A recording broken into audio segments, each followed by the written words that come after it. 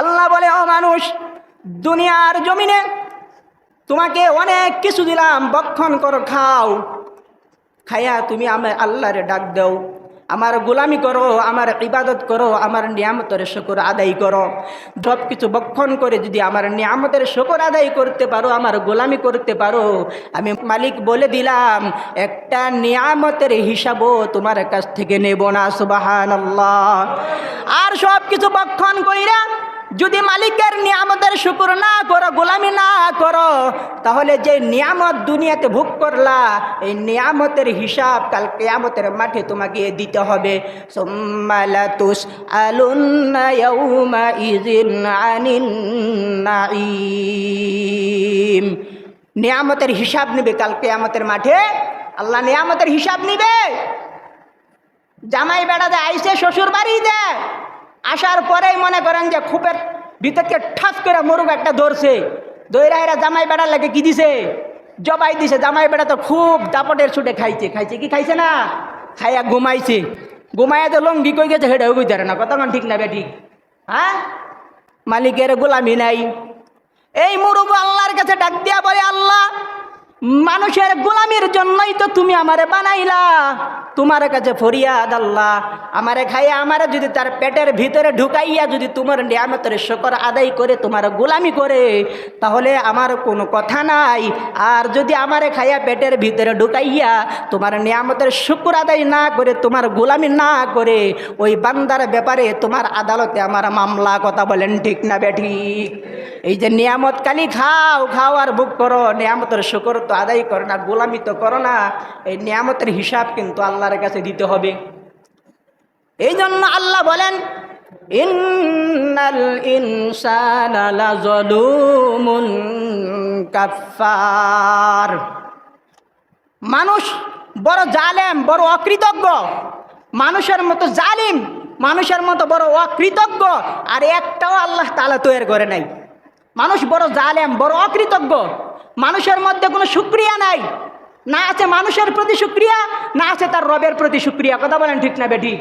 একজন উপকার করলো, এই উপকার ব্যক্তির শুকরিয়া আমার কাছে নাই। আমি উল্টা আরো সমালোচনা করি। কি করি? সমালোচনা করি। একজনে আমার দাওয়াত দিছে, খাইছি, খাওয়ার পরে এবার রাস্তা দিয়ে যাইতে যাইতে সমালোচনা করি, কি খাওয়াইলো, ভালো হয়েছে না, ফাঁক ভালো হয়েছে না, এন টেন, কোন বাবুস্তির আনছে, কই কি কই না। হ্যাঁ, খাওয়াইবি যখন ভালো মতো খাওয়াই দিলে খাওয়াইতি, না গেলে না খাওয়াইতি। কথা কোন ঠিক না বেঠিক? হ্যার জীবনে কোনোদিন একটা ফকিরে খাওয়াইছে না একবেলা। কথা কোন ঠিক না বেঠিক?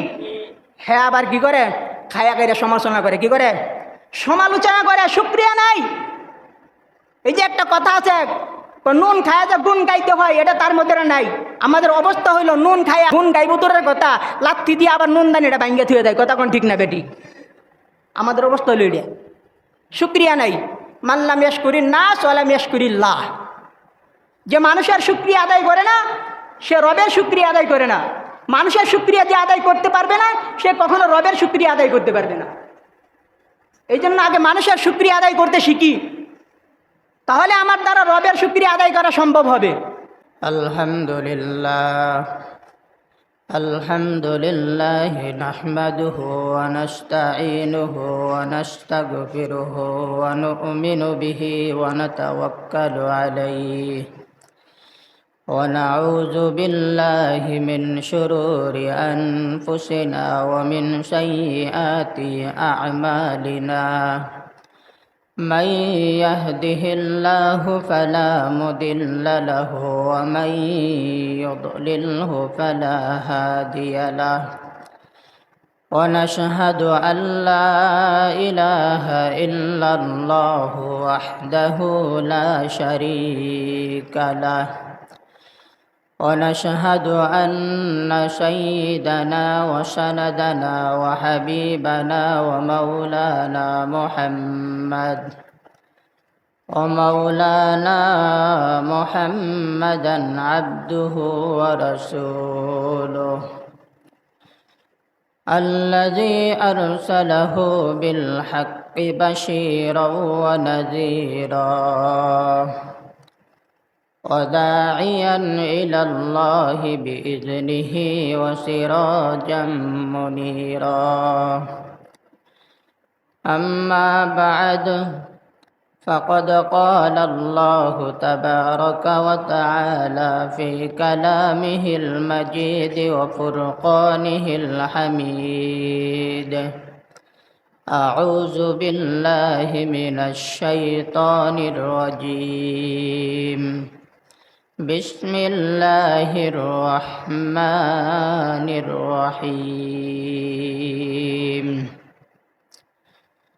وما خلقت الجن والإنس إلا ليعبدون.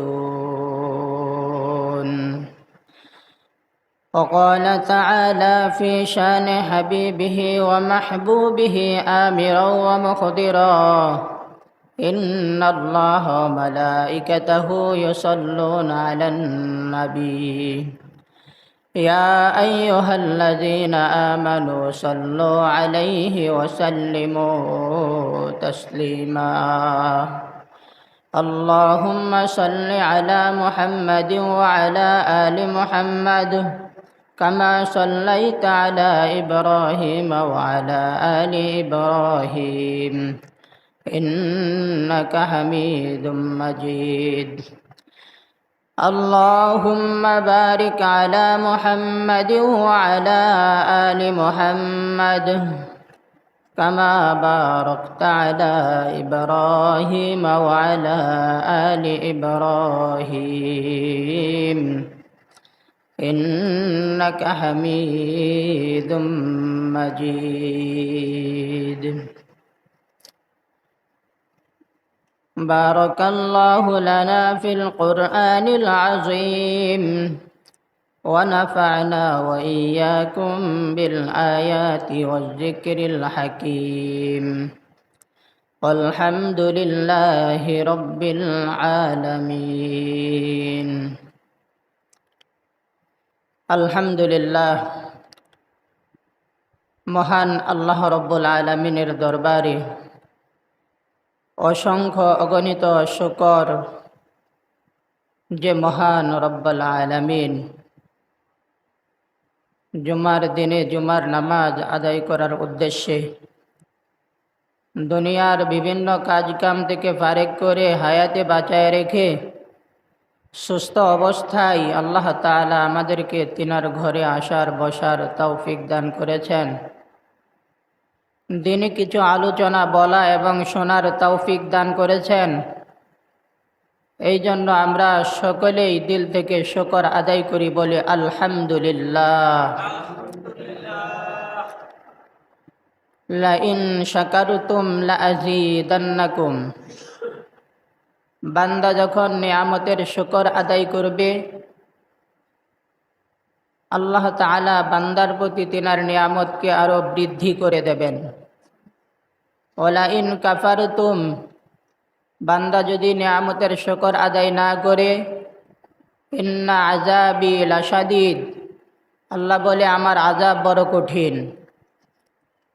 নিয়ামতের শুকর আদায় না করলে আল্লাহ তাআলা আমাদের কাছ থেকে নিয়ামত ছিনায় নেবেন, কঠিন আযাবে আমাদেরকে গ্রেফতার করবেন। এই জন্য সর্ব অবস্থায় যে যেখানে যে হালতে থাকি না কেন আল্লাহ তাআলার শুকরিয়া আদায় করা।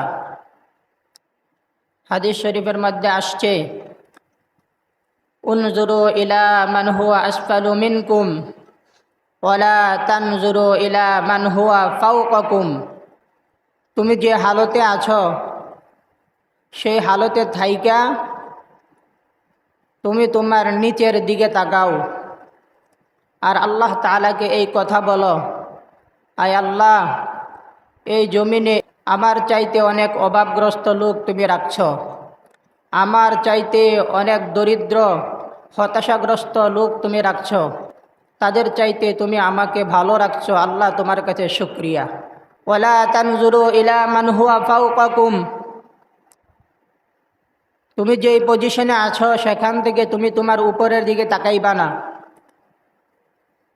যদি উপরের দিকে তাকাও তোমার মধ্যে আল্লাহ তাআলার নাশুকরিয়া চলে আসবে।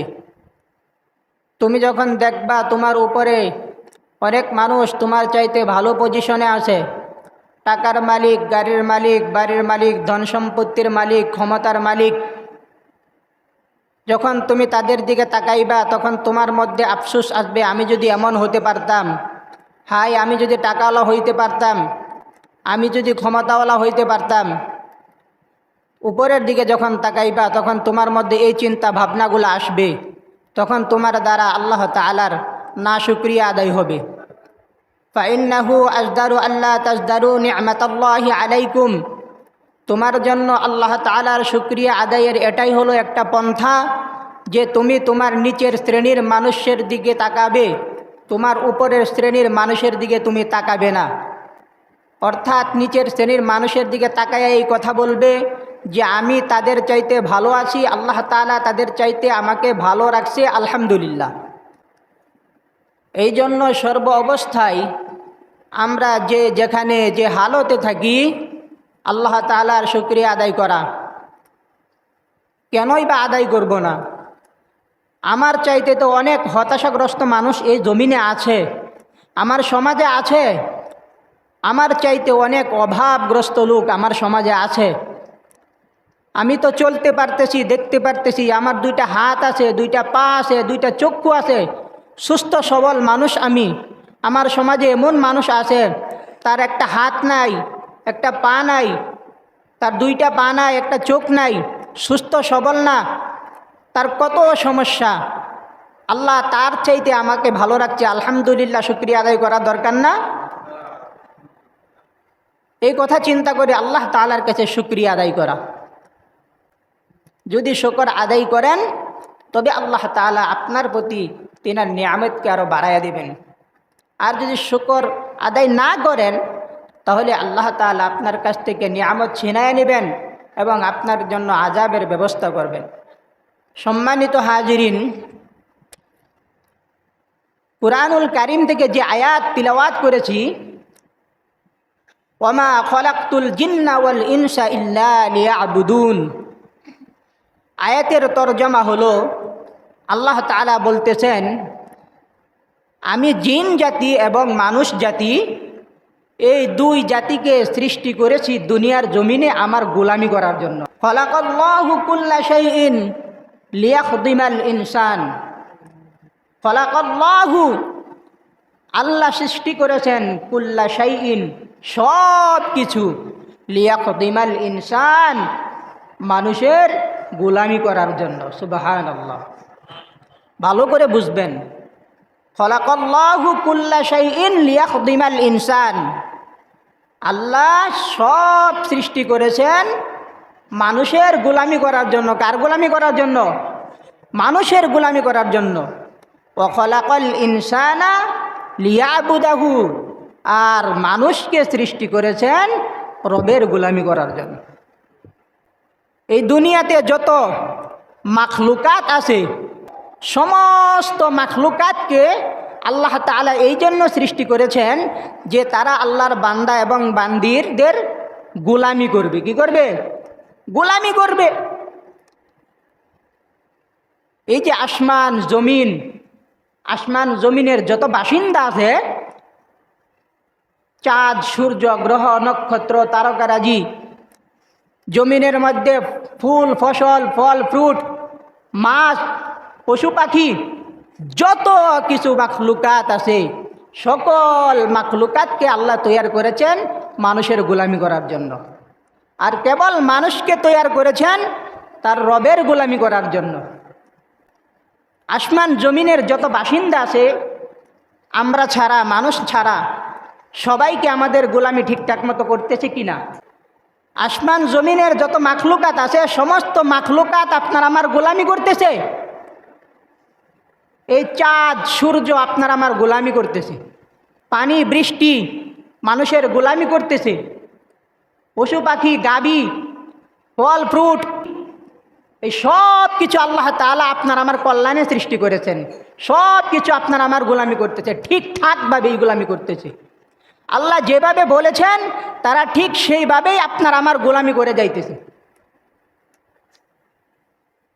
কিন্তু তাকায় দেখেন, এই যে সব কিছু আপনার আমার গোলামি করে যাইতেছে, সব কিছু যে আল্লাহ তাআলা আপনার আমার গোলামির জন্য তৈরি করলেন, তারা তো আমাদের গোলামি ঠিকই করতেছে, কিন্তু আপনাকে আর আমাকে যে তৈরি করলেন রবের গোলামি করার জন্য, আমরা কি তার গোলামিটা ঠিকমতো করতেছি? আমরা তো তার গোলামি ঠিকমতো করতেছি। সব কিছু ঠিকই আমাদের গোলামি করে, কিন্তু আমরা তার গোলামি করি না। আমরা মানুষ হইয়াও আমরা আমাদের মালিককে চিনি না, আমাদের রবকে চিনি না। আকল দিল, বিবেক দিল, বুদ্ধি দিল, সব কিছু ভালো মন্দ বোঝার উপলব্ধি দিল, তারপরেও আমরা আমাদের মালিককে চিনি না। আর তাকান আপনার বাড়ির আর আমার বাড়ির একটা কুকুরের দিকে। বাড়িতে মালিক কুকুর পালে না? কুকুর দেখবেন তার মালিকের প্রতি পুরা কৃতজ্ঞ, পুরাপুরিভাবে কুকুর তার মালিকের গোলামি করে। একটা কুকুর থেকেও আমরা শিক্ষা নিতে পারি না। কুকুরের দ্বারা মালিকের কখনো নাফরমানি হয় না। মালিক যদি তার কুকুরকে লাঠি দিয়া যদি আঘাত করে, কুকুর এখান থেকে উঠে একটু দূরে যায় বসে, মালিকের বাড়ি ছেড়ে যায় না। মালিক যদি দৌড়ানি দেয়, কতক্ষণ পর আবার কুকুর এসে মালিকের ঘরের দরজায় হাজির, কুকুর মালিকের দরজা ছাড়ে না। কথা বলেন ঠিক না বেঠিক? কুকুর কত কৃতজ্ঞ তার মালিকের প্রতি, অথচ কুকুর মালিক চিনে, আমরা মালিক চিনি না। পশু মালিক চিনে, আমরা মালিক চিনি না। পশু তার রবের গোলামি করে, আমরা মানুষ হয়ে আমাদের রবের গোলামি করি না। হায়াতুল হায়াওয়ান কিতাবের মধ্যে একটা ঘটনা আছে কুকুরকে নিয়ে। এক ব্যক্তি সফরের মধ্যে রওনা দিল। সফর করতে করতে হঠাৎ করে তিনি এমন এক এলাকার মধ্যে চলে গেলেন, এমন এক গ্রামের মধ্যে চলে গেলেন। ওই গ্রামের মধ্যে যা দেখে তিনি রাস্তার পাশে একটা সুন্দর বিল্ডিং দাঁড় করানো। বিল্ডিংয়ের গায়ের মধ্যে লেখা, এই বিল্ডিং তৈরির ইতিহাস যদি জানতে চাও তাহলে অমুক এলাকার মধ্যে ঢুকে যাও। এইবার এই সফর করেনেওয়ালা ব্যক্তি মনের মধ্যে কৌতূহল নিয়ে বিল্ডিং তৈরির ইতিহাস জানার জন্য ওই গ্রামের মধ্যে চলে গেল। গ্রামের মধ্যে যাওয়ার পর গ্রামের অনেক মানুষকে বিল্ডিংয়ের সম্পর্কে জিজ্ঞাসা করলো। কোনো মানুষ বিল্ডিং তৈরির ইতিহাস বলতে পারে না। সবাই বলে আমরা তো ইতিহাস জানি না। এইবার লোকটা বলে, কি আশ্চর্য ব্যাপার, বিল্ডিংয়ের গায়ের মধ্যে খোদাই করে লেখা, যদি বিল্ডিং তৈরির ইতিহাস জানতে চাও তাহলে অমুক এলাকার মধ্যে ঢুকে যাও। আর এখানে দেখি কেউ বিল্ডিং তৈরির ইতিহাস বলতে পারে না। এত বড় একটা ডাহা মিথ্যা কথা কে দেওয়ালের গায়ের মধ্যে, বিল্ডিংয়ের গায়ের মধ্যে লিখে রাখলো? এটা তো মিথ্যা কথা। লোকটা মনের মধ্যে বড় ব্যথা পেল। এই কষ্ট ব্যথা নিয়ে লোকটা যখন চলে আসবে, একজন মুরব্বী বের হইল, বৃদ্ধ মানুষ, বয়স প্রায় 150 বছর। লোকটা বয়সের বাহারে কুজা হয়ে গেছে। এই লোকটা তাকে ডাক দিয়া বলে, ও পথিক, তোমাকে তো আগে কখনো এই এলাকায় দেখি নাই, তুমি মনে হয় নতুন। কোথায় থেকে আসছো, কি কারণে আসছো? এইবার মুসাফির ব্যক্তি বলে, আমি আসছিলাম ওই যে আপনাদের রাস্তার ধারে একটা বিল্ডিংয়ের গায়ের মধ্যে দেখলাম খোদাই করে লেখা, বিল্ডিং তৈরির ইতিহাস যদি জানতে চাও তাহলে অমুক এলাকার মধ্যে ঢুকে যাও। আমি তো বিল্ডিং তৈরির ইতিহাস জানার জন্য এখানে আসছিলাম।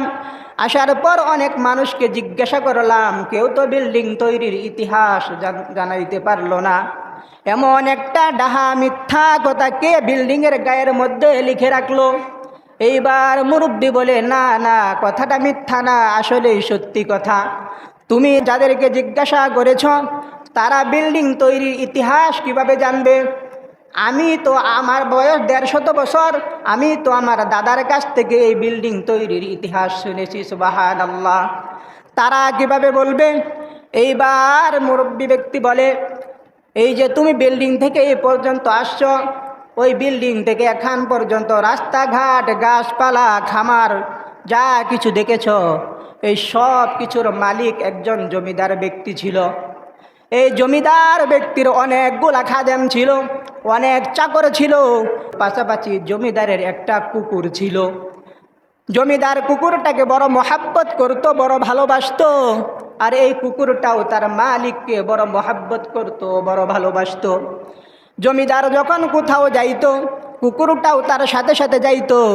জমিদার যদি কোথাও যাইতো কুকুরটাকে সাথে করে নিয়ে যাইতো। এই জমিদার যখন পুকুরের ঘাটে যখন গোসল করার জন্য যখন পুকুরের মধ্যে নামতো, কুকুরটা পুকুরের ঘাটের মধ্যে দাঁড়াইয়া সেনাবাহিনীর মতো পাহারা দিত। জমিদার যখন বাথরুমের মধ্যে যাইতো কুকুরটা গেট ম্যান হিসেবে তাকে পাহারা দিত।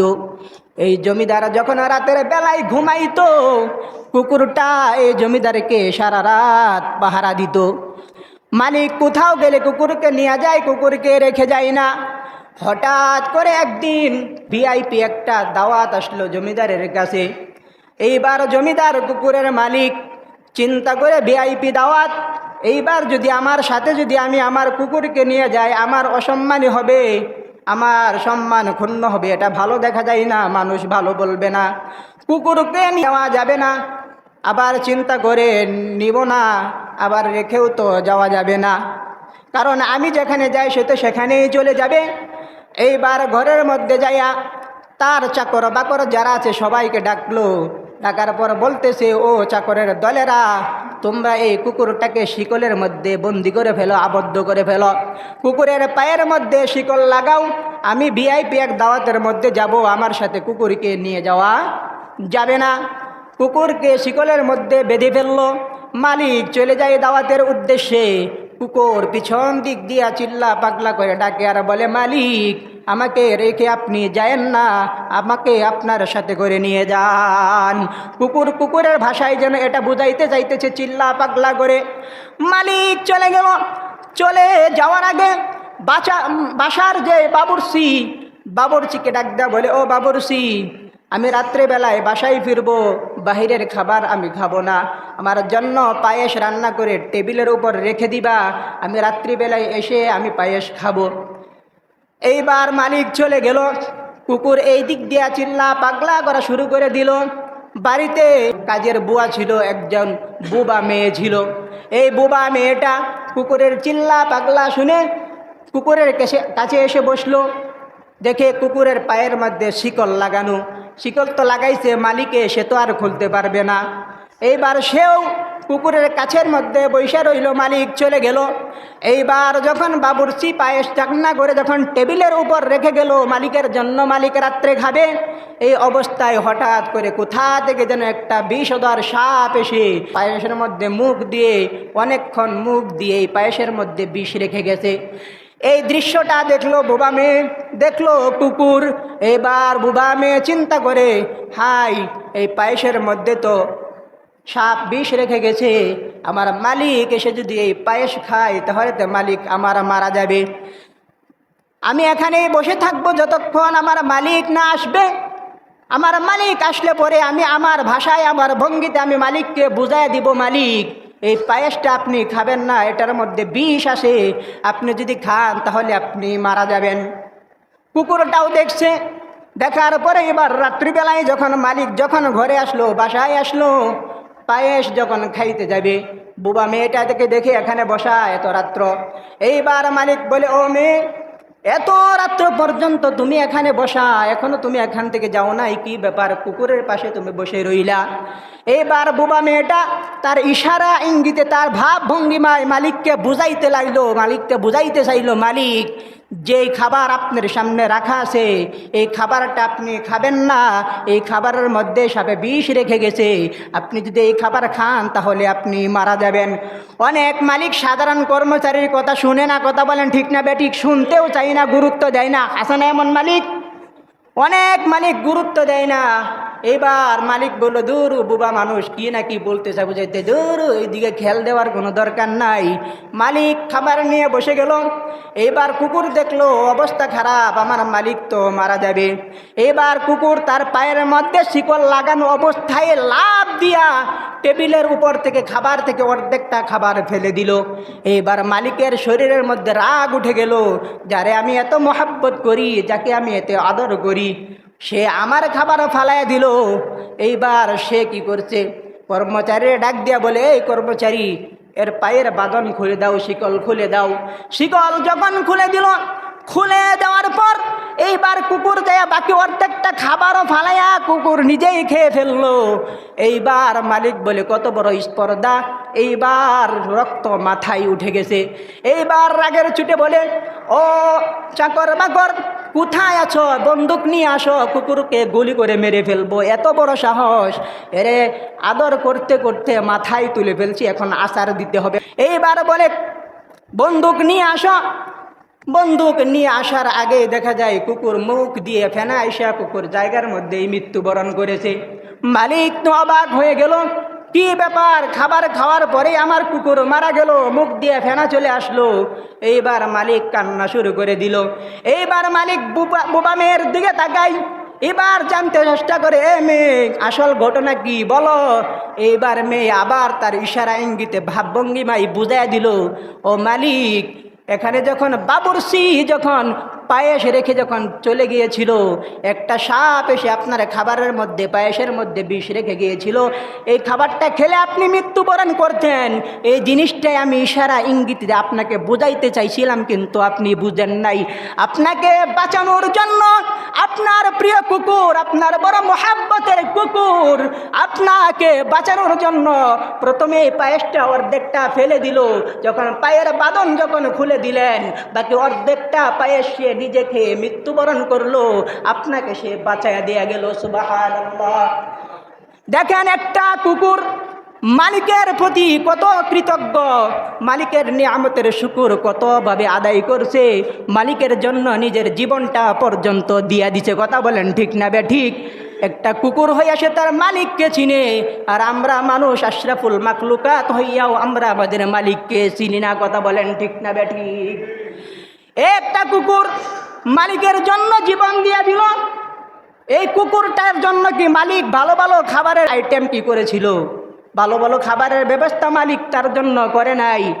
নিজের খাওয়ার পর উচ্ছিষ্ট যেই খাবার, এই খাবারগুলা তার কুকুরকে দিত। এই কুকুরের জন্য মালিক ভালো কোনো বিল্ডিংয়ের কোনো ব্যবস্থাও করে নাই। এই কুকুরের জন্য নরম কোনো বিছানার ব্যবস্থাও মালিক করে নাই। এই কুকুরের জন্য ভালো ভালো খাবার দাবারের ব্যবস্থাও করে নাই। খাবার পর উচ্ছিষ্ট খাবারগুলা কুকুরকে দিত। এই উচ্ছিষ্ট খাবার খায়াই তার মালিকের প্রতি সে এত কৃতজ্ঞ। আর আমাদের মালিক কি আমাদেরকে উচ্ছিষ্ট খাবার খাওয়ায়? আমাদের মালিক আমাদের জন্য কত সুন্দর সুন্দর খাবারের আইটেম তৈরি করেছেন। কথা বলেন ঠিক না বেঠিক? আমাদের মালিক আমাদের জন্য থাকার জন্য কত সুন্দর বাসস্থানের ব্যবস্থা করে দিলেন। আমাদের মালিক আমাদের জন্য কত সুন্দর ঘরের ব্যবস্থা করে দিলেন। এত সব কিছু দেওয়ার পরেও আজকে আমরা আমাদের মালিককে চিনি না। কথা বলেন ঠিক না বেঠিক? মালিকের গোলামি আমরা করি না। যে মালিক সব কিছু দিল, মালিকের সব কিছুই শুধু বক্ষণ করি, কিন্তু মালিককে আর মালিক বলে ডাকি না। কথা বলেন ঠিক না বেঠিক? আল্লাহ বলে, ও মানুষ, দুনিয়ার জমিনে তোমাকে অনেক কিছু দিলাম, বক্ষণ করো, খাও, খাইয়া তুমি আমার আল্লাহরে ডাক দাও, আমার গোলামি করো, আমার ইবাদত করো, আমার নিয়ামতের শুকর আদায় করো। সব কিছু বক্ষণ করে যদি আমার নিয়ামতের শুকর আদায় করতে পারো, আমার গোলামি করতে পারো, আমি মালিক বলে দিলাম একটা নিয়ামতের হিসাবও তোমার কাছ থেকে নেব না। সুবহানাল্লাহ। আর সব কিছু বক্ষণ কইরা যদি মালিকের নিয়ামতের শুকর না করো, গোলামি না করো, তাহলে যে নিয়ামত দুনিয়াতে ভোগ করলা, এই নিয়ামতের হিসাব কাল কিয়ামতের মাঠে তোমাকে দিতে হবে। সুম্মা লাতুসআলুন্না ইয়াউমাইযিন আনিন নাঈম। নিয়ামতের হিসাব নেবে কাল কিয়ামতের মাঠে। আল্লাহ নিয়ামতের হিসাব নিবে। জামাই বেড়াতে আইসে শ্বশুর বাড়িতে, আসার পরেই মনে করেন যে ভিতর থেকে ঠাস করে মোরগ একটা ধরছে, দইরা এরা জামাই বেড়ার লাগে কি দিছে, জবাই দিছে। জামাই বেড়া তো খুব দাপটের ছুটে খাইছে, কি খাইছে না, খাইয়া ঘুমাইছে। ঘুমাইয়া তো লঙ্গি কই গেছে হেঁটেও কইতে না, কতক্ষণ ঠিক না বেঠিক? হ্যাঁ, মালিকের গোলামি নাই। এই মুরুব আল্লাহর কাছে ডাক দিয়া বলে, আল্লাহ, মানুষের গোলামির জন্যই তো তুমি আমারে বানাইলা। তোমার কাছে ফরিয়াদ আল্লাহ, আমারে খাইয়া আমারে যদি তার পেটের ভিতরে ঢুকাইয়া যদি তোমার নিয়ামতের শুকর আদায় করে তোমার গোলামি করে, তাহলে আমার কোনো কথা নাই। আর যদি আমারে খাইয়া পেটের ভিতরে ঢুকাইয়া তোমার নিয়ামতের শুকর আদায় না করে, তোমার গোলামি না করে, ওই বান্দার ব্যাপারে তোমার আদালতে আমার মামলা। কথা বলেন ঠিক না বেঠিক? এই যে নিয়ামত কালি খাও খাও আর ভোগ করো, নিয়ামতের শুকর তো আদায় করো না, গোলামি তো করো না, এই নিয়ামতের হিসাব কিন্তু আল্লাহর কাছে দিতে হবে। এই জন্য আল্লাহ বলেন, ইন্নাল ইনসানা লাযলুমুন কাফফার।